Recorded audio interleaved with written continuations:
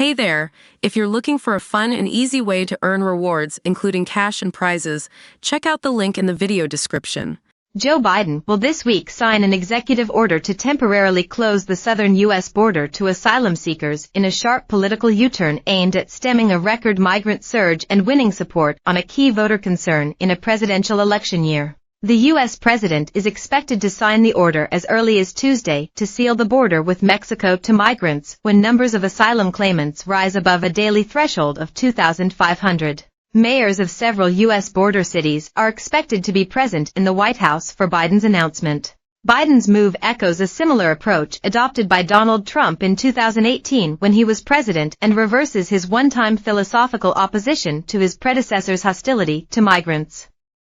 When he was a presidential candidate, Biden denounced Trump's policy, saying it upended decades of U.S. asylum law. He has been forced to change course as the number of asylum seekers coming through the U.S.-Mexico border has surged during his presidency, with opinion polls consistently showing immigration to be at or near the top of voters' concerns, ahead of inflation and the economy. An attempt by the White House to cobble together legislation tightening border restrictions by tying it to aid to Ukraine and Israel failed earlier this year after Republican lawmakers withdrew support, apparently at the urging of Trump, who did not want Biden to claim credit for resolving an issue he has attempted to make his own. According to CBS, which broke the story, Biden's executive order will enable U.S. immigration officials to quickly deport migrants who enter the country illegally without processing their asylum claims. Controversially, it will rely on a presidential authority known as 212F, which became infamous during Trump's presidency because of its use to enforce certain immigration restrictions,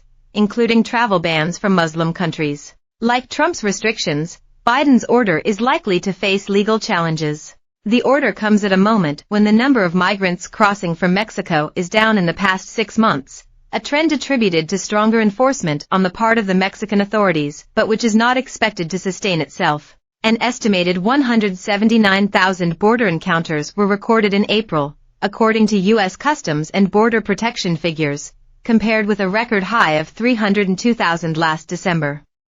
More than 3,500 migrants were said to have crossed various points along the 2,000-mile border illegally on Sunday alone.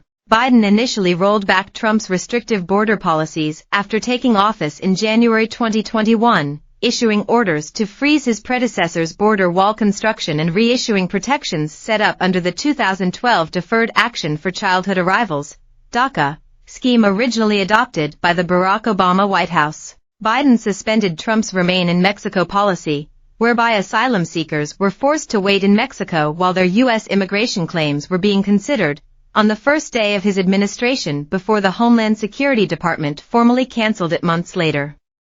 The U.S. Supreme Court subsequently upheld Biden's approach following a lower court ruling against it. When Trump's policy was in operation, Biden denounced it, saying, "This is the first president in the history of the United States of America, under whom anybody seeking asylum has to do it in another country. That's never happened before." A recent Associated Press poll showed about 2/3 of voters, including 40% of Democrats, disapproved of Biden's handling of the southern border.